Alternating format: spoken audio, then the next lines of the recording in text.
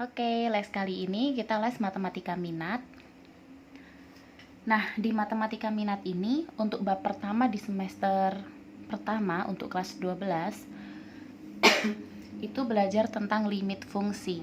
Nah, kalau berbicara masalah limit, sebenarnya kita sudah belajar limit ini di kelas 11 ya. Nah, tapi limit yang kita pelajari di kelas 11 itu bukan limit fungsi trigonometri, yaitu limit fungsi aljabar. Nah, untuk yang kali ini kita akan kupas tuntas semua tentang limit fungsi trigonometri. Sebelumnya Mbak sudah pernah kasih sedikit sih yang di kelas 11 kemarin tentang limit trigonometri kan, limit fungsi trigonometri, cuma tidak mendetail. Mbak hanya kasih secara garis besarnya. Kenapa? Supaya ketika saat ini kalian belajar tentang limit fungsi trigonometri itu sudah tidak kaget gitu, karena kita sudah sedikit lah sudah pernah membahas itu. Nah,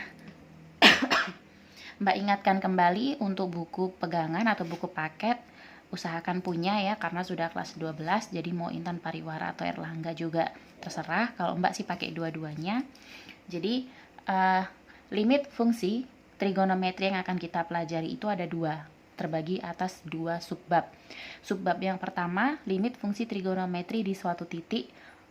Lalu subbab yang kedua, limit di ketakhinggaan ya, di ketakhinggaan.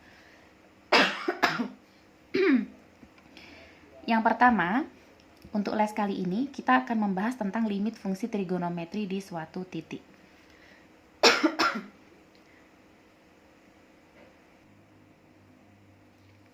Nah, limit fungsi trigonometri ya, sebelum masuk ke sini Mbak mau ingatkan dulu masalah limit dulu. Apa sih yang dimaksud dengan limit gitu kan?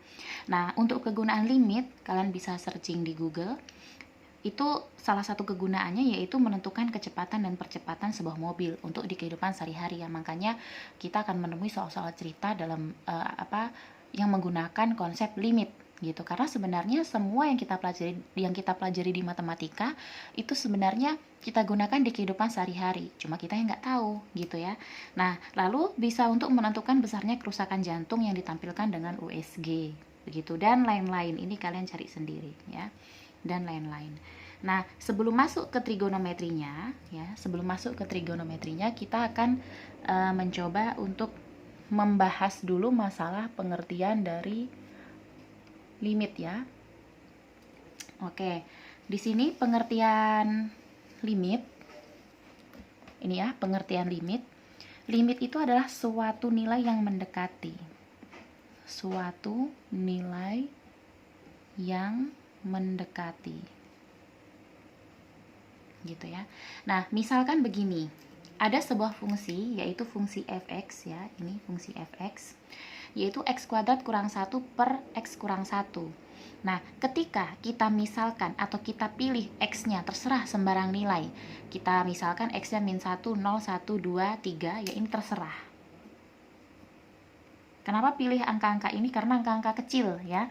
Maka kalau kita substitusikan atau kita ganti x-nya dengan min 1, 0, 1, 2, 3, maka akan diperoleh fx-nya adalah 0, 1, hingga 3 dan 4 ya. Y itu sama dengan nilai dari fx. Gitu ya. Ini tanda ini adalah maksudnya adalah tak hingga. Gitu. Coba kita tes masukkan 1 ke sini. 1 pangkat 2 kurang 1 kan 0. 1 kurang 1 0. 0 per 0 itu tak hingga. Simbol tak hingga itu bisa seperti ini, bisa juga seperti ini. Gitu. Jadi terserah kalian mau menggunakan yang mana. Nah, ternyata ketika ini dengan cara substitusi, masih ingat ya, kita mengerjakan limit itu kan bisa dengan cara substitusi, bisa dengan cara pemfaktoran, merasionalkan, bahkan memodifikasi bentuk aljabar. Kalau kalian masih ingat sedikit-sedikit tentang materi limit, jadi pertama substitusi, makanya kita substitusi nilai x, kita ganti nilai x, diperoleh fx-nya yang ini, begitu.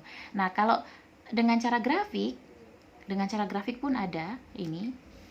Ya, kalau dengan cara grafik kita buat dia ya. Jadi gini, kalau bukan dengan cara grafik ya, ini masih dengan cara substitusi, cuma digambarkan dalam bentuk grafik begitu. Berarti kalau X-nya min 1, tadi titiknya diperoleh X, Y min 1,0. Kalau X-nya 0, berarti diperoleh Y-nya diperoleh Y-nya 1 sehingga titiknya 0,1 dan seterusnya. Digambar jadinya seperti ini. Ya. Jadi ini tadi min 1,0, 0,1 ya.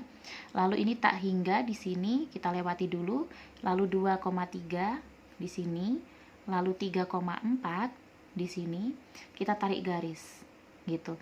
Nah, kenapa ini ditandai warna hijau? Supaya kalian lihat di sini berarti ketika X-nya 1, ternyata dia tak hingga kan. Nah, ini X-nya 1, sesuai dengan grafiknya, berarti besar kemungkinan bahwa kalau kita tarik 1 ke atas ini, bahwa Y-nya pasti 2 gitu. Tapi kenapa dia lubang tandanya? Karena tidak termasuk. Jadi titik ini tidak termasuk gitu kan. Di sini tak hingga. Tak hingga artinya tidak ada nilainya. Bukan tidak ada nilainya. Nilainya itu tidak terdefinisi. Nilainya tidak tahu ada berapa karena tak hingga. Jadi begitu banyaknya nilai sehingga bagian ini dia tidak termasuk gitu. Nah, kalau kita perhatikan ketika kita gambar, ternyata ketika X-nya 1, Y-nya itu adalah mendekati 2. Bukan 2 ya, tapi mendekati 2. Sehingga kita definisikan bahwa nilai limit dari X mendekati 1 dari yang ini, fungsi tadi ini, itu adalah 2 nilainya. Tapi bukan berarti 2 maksudnya, limit itu yang mendekati. Jadi 2 itu adalah nilai yang mendekati gitu. Jadi limit X mendekati 1 dari X kuadrat kurang 1 per X kurang 1 adalah 2 gitu. Ini bacanya limit X mendekati 1 gitu ya. Ini tidak selamanya X, bisa T, bisa A, bisa apa saja. Ini adalah variabel atau peubah.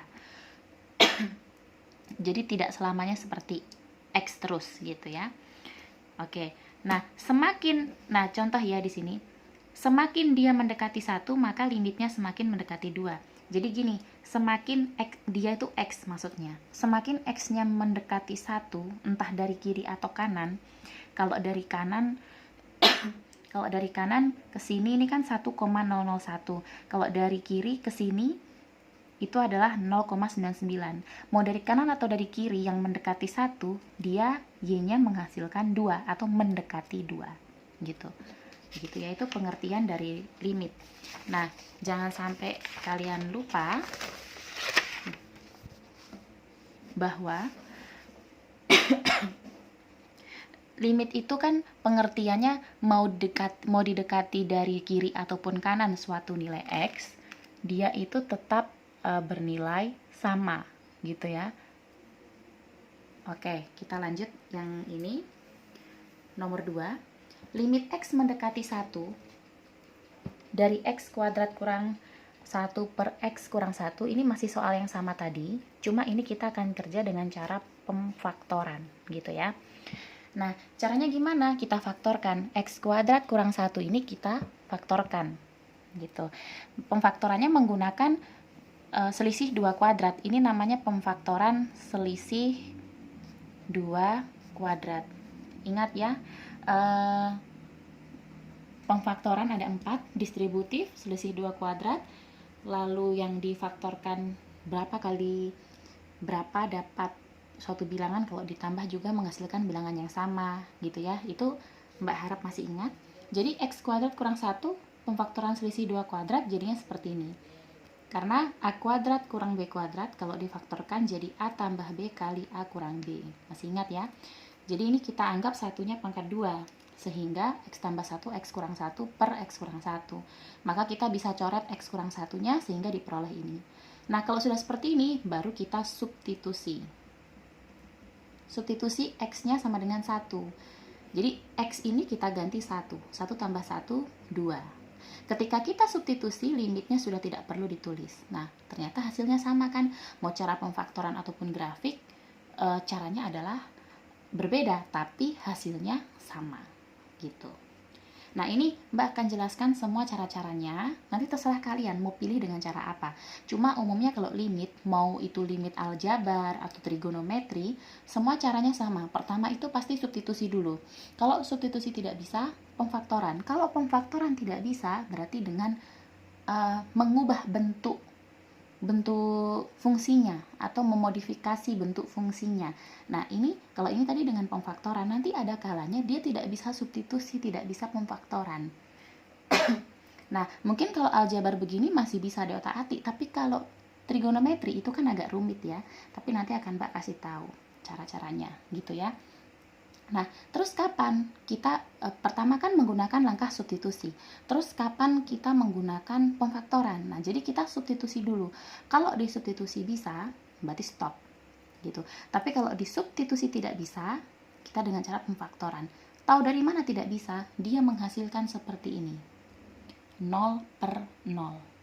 Ketika dia menghasilkan 0 per 0 atau penyebut 0 ya, ini penyebut 0, maka dia tak tentu. Pembagian itu tidak boleh penyebutnya 0. Kalau dia bentuknya tak tentu, baru kita ubah dengan cara lain, yaitu pemfaktoran. Kalau pemfaktoran masih 0 per 0 atau tidak bisa difaktorkan, berarti dengan cara yang terakhir, dengan mengubah bentuk fungsinya. Begitu. Nah, contoh nomor 3, ini dengan cara substitusi. Dia langsung bisa. Kita tinggal ganti X-nya dengan 3, dia langsung menghasilkan 10. Nomor 4, kita dengan cara substitusi ternyata menghasilkan 0 per 0, berarti batal dengan cara substitusi. Selanjutnya dengan cara apa? Ini adalah pemfaktoran. Kebetulan bisa. Sama ya, ini adalah pemfaktoran selisih 2 kuadrat. Yang ini, sama kayak yang atas. Selisih 2 kuadrat. Gitu. Nah, nanti dihasilkan 4. Gitu. Jadi kalau ketemu 0 per 0, ubah cara. Gitu ya. Nah, sekedar mengingatkan, ini nilai tentu dan tak tentu dalam limit ya. Kalau nilai tentu, A per B sama dengan K, artinya gini, suatu fungsi kalau dibentuk A per B begini, dia menghasilkan konstanta. Kalau A penyebutnya 0, berarti hasilnya 0. Kalau pembilangnya 0, hasilnya 0. Kalau penyebutnya 0, tak hingga. Nah, kalau yang seperti ini, tak hingga atau tak tentu ini ya, bahasanya. Yang seperti tadi ini, seperti tak tentu, penyebutnya 0, berarti harus diubah ke cara lain.